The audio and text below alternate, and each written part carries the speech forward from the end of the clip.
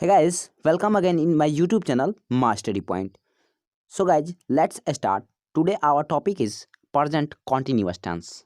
So guys, please watch this video till the end. तो guys दिया है present continuous tense, इसका वास्तविक हिंदी होता है अपूर्ण वर्तमान काल। आइए जानेंगे इसके परिभाषा तथा कुछ बेसिक फैक्ट को, तब करेंगे इसके एडवांस लेवल को। तो आइए गाइज शुरू करते हैं। लिखा है to denote an action which is going on at the time of speaking, यानी कि प्रेजेंट कंटिन्यूअस टेंस का यूज ऐसे कार्य के लिए होता है जो बोलने के समय जारी है। यानी कि सीधे सीधे शब्दों में याद रखिए कि वैसा कार्य जो बोलने के समय में जारी है, eight the time of speaking, यानी कि बोलने के समय जारी है, उसे ही कहते हैं प्रेजेंट कंटिन्यूअस। देखेंगे इसको कुछ बेसिक फैक्ट को। ये इसका पहचान होता है क्रिया के ठीक बाद रहा हूँ, रही हूँ, रहे हो, रहे हैं इत्यादि दिया रहता है। ये सारी बेसिक चीज़ें हैं जो कि आप जानते होंगे कहीं ना कहीं, या कहीं ना कहीं आपने इसको ज़रूर पढ़ा होगा। आइए देखते हैं इसके कुछ स्ट्रक्चर्स। जैसे इसका अफर्मेटिव स्ट्रक्चर होता है subject plus is am are plus V four plus other word. ये होता है इसका अफर्मेटिव स्ट्रक्चर। जानिएगा कि किस किस सब्जेक्ट के साथ कौन सा हेल्पिंग वर्ब प्रयोग किया जाता है। जैसे आई के साथ लगने वाला हेल्पिंग वर्ब होता है एम, ही सी इट, और सिंगुलर के साथ लगने वाला हेल्पिंग वर्ब होता है is, and you we they plural noun के साथ लगने वाला जो हेल्पिंग वर्ब होता है वो होता है आर। आइए देखते हैं छोटे मोटे दो चार एग्जाम्पल्स। जैसे लिखा है कि मैं अंग्रेजी सीख रहा हूँ, I am learning English. That means यहाँ मैं सब्जेक्ट यानी कि आई हो गया। ठीक है, आई के साथ लगने वाला हेल्पिंग वर्ब एम हो गया, लर्न का वी फॉर लर्निंग, और ऑब्जेक्ट हो गया आपका इंग्लिश। एक तो एग्जाम्पल्स और दिए हैं, जैसे वह गीत गा रही है, सिंगिंग अ सॉन्ग, वे लोग उपन्यास पढ़ रहे हैं, they are reading a novel. इसके स्ट्रक्चर्स देख लीजिए। अफर्मेटिव तो ऊपर ही हो गया, negative intro and W H. जैसे इसका निगेटिव होता है subject plus is am are plus not plus V four plus other word. इसका इंट्रोगेटिव होता है is oblique am oblique are plus subject plus V four plus other word and note of interrogation. Next इसका W H structure होता है W oblique H plus is oblique am oblique are plus subject plus V four plus other word and note of interrogation. आइए देखेंगे इसके advance rules को, जो कि examinations में अक्सर हमको तंग किया करते हैं। तो प्लीज़ वीडियो को एंड तक जरूर देखने का प्रयास करें, क्योंकि ये आपके एग्जामिनेशन के लिए बहुत ही महत्वपूर्ण होने जा रहा है। तो देखेंगे uses of present continuous tense. दिया है rule number first, present continuous tense का प्रयोग ऐसे कार्य के लिए होता है जो बोलने के समय जारी है। ये तो ऊपर ही परिभाषा में लिखा हुआ चीज़ है कि प्रेजेंट कॉन्टिन्यूअस का प्रयोग ऐसे कार्य के लिए होता है जो बोलने के समय जारी है। जैसे Ruby is reading a novel now, Ruby अभी एक उपन्यास पढ़ रही है, यानी कि काम तत्काल में चल रहा है, ये अभी अभी कार्य चल रहा है। जैसे नेक्स्ट एग्जाम्पल लिखा है सी इज स्विमिंग, वह तैर रही है, यानी कि ये कार्य बोलने के समय में चल रहा है। नेक्स्ट सेकेंड एग्जाम्पल को देखेंगे।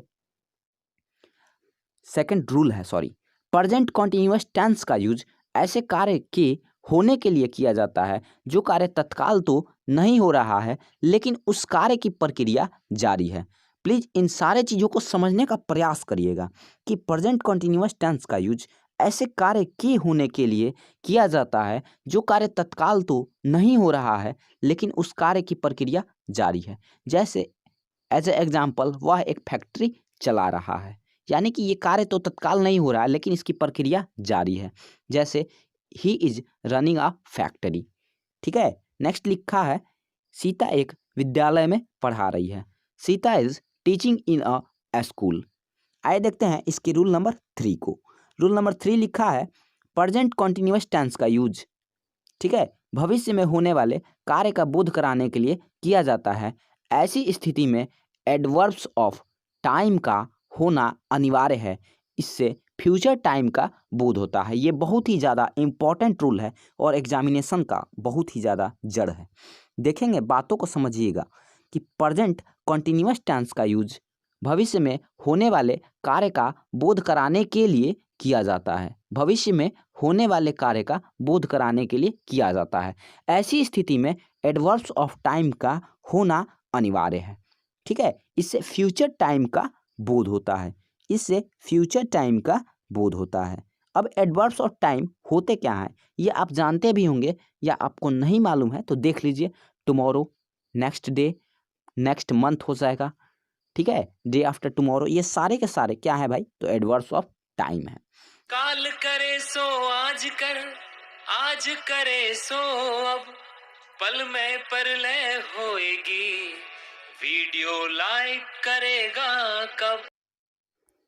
Rule number 4, now that means अब, एट दिस मोमेंट यानी कि इस समय, एट प्रजेंट यानी कि इसका मतलब भी होता है इस समय। इन सारे टाइम डिनोटिंग शब्द का यूज प्रेजेंट कॉन्टिन्यूअस टेंस में होता है। जैसे एग्जाम्पल्स देखेंगे, लिखा है they are playing tennis now, my mother is cooking rice at this moment. ये सारे के सारे टाइम डिनोटिंग एडवर्ब्स इसी टेंस के अंतर्गत प्रयोग होते हैं। इन सारे को ध्यान रखना जरूरी है। ठीक है, आइए देखते हैं रूल नंबर 5 को। रूल नंबर 5 क्या दिया है? रूल नंबर 5 कह रहा है इंटेंशन यानी कि इरादा को व्यक्त करने के लिए भी प्रेजेंट कंटिन्यूअस टेंस का प्रयोग करते हैं। जैसे I am going to buy a flat, मैं एक फ्लैट खरीदने जा रहा हूँ। नेक्स्ट लिखा है he is working hard to get success, वह सफलता पाने के लिए मेहनत कर रहा है। नेक्स्ट लिखा है कि कुछ मेन वर्ब्स ऐसे होते हैं जिनका प्रयोग प्रेजेंट कंटिन्यूअस टेंस में नहीं होता है, अर्थात बिफोर नहीं बनता है। और ये है आपका मोस्ट वीवीआई रूल, जिसको याद करना एकदम 100 में 100% ज़रूरी है। अगर इसको आप याद नहीं करते हैं तो 1-2 नंबर तो आप एग्जामिनेशन का ज़रूर मिस कर सकते हैं। वो एग्जामिनेशन कोई भी लेवल, कोई भी टाइप, किसी भी प्रकार का क्यों न हो। जैसे देखेंगे कौन कौन से वर्ब्स ऐसे हैं, जैसे verbs of perceptions, that means feel, taste, see, hear, smell, notice, recognize. Next लिखा है आपका verbs of emotion, want, wish, desire, hate, hope, like, refuse, believe, doubt, mind, care, adore, appreciate. इन सारे के बिफोर नहीं बनते हैं और ना ही इसके बिफोर बनाने का प्रयास किया जाता है। ठीक है, आगे देखेंगे लिखा है verbs of thinking, think, suppose, agree, consider, trust, remember, forget, know, understand, perceive, realise, recollect, ETC. इनके बिफोर नहीं बनते हैं तो नहीं बनते हैं। Verb of appearance, look, appear, seem, resemble, and next लिखा है verb of possession, that means belong, owe, own, possess, content, have। लिखा है रूल में कि उपयुक्त सारे verbs का वीफो नहीं बनाते हैं, बल्कि वाक्य के अंत में रहा रही रहने के बावजूद भी उसे सिंपल प्रेजेंट टेंस में ही बनाते हैं। इसको समझिएगा, गहरे तौर से समझने का प्रयास करिएगा। और सिंपल प्रेजेंट का जो अफर्मेटिव स्ट्रक्चर होता है वो होता है subject plus V1/V5 plus other word में। जैसे लिखा है एग्जाम्पल में कि मैं तुम्हें प्यार कर रहा हूँ, इसका जो ट्रांसलेशन होगा वो आई एम लविंग यू नहीं होगा, ये हो जाएगा आपका रॉन्ग, बिकॉज क्योंकि लव का बिफोर नहीं बनता है।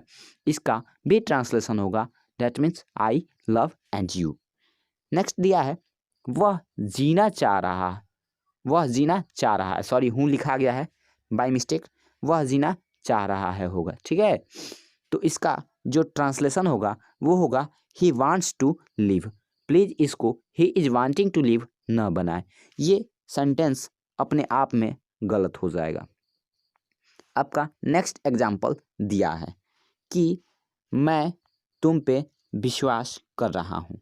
देखेगा एग्जाम्पल को कि मैं तुम पे विश्वास कर रहा हूँ, I am believing on you, ये भी एग्जाम्पल बिल्कुल गलत हो जाएगा। इसका जो करेक्ट ट्रांसलेशन होगा आई बिलीव ऑन यू होगा। ठीक है। नेक्स्ट एग्जाम्पल दिया है कि वह उसकी बातों को मान रही है, तो she is supposing his matter, ये भी सेंटेंस गलत होगा। क्यों गलत होगा भाई? क्योंकि इन सारों का V4 बनाना बिल्कुल गलत होता है। ठीक है। इसका राइट ट्रांसलेशन होगा she spouses his matter. Next translation दिया है कि मैं गीत सुन रहा हूँ, तो आई एम हियरिंग सॉन्ग, ये भी ट्रांसलेशन गलत होगा, बल्कि होगा आई हियर सॉन्ग। ठीक है।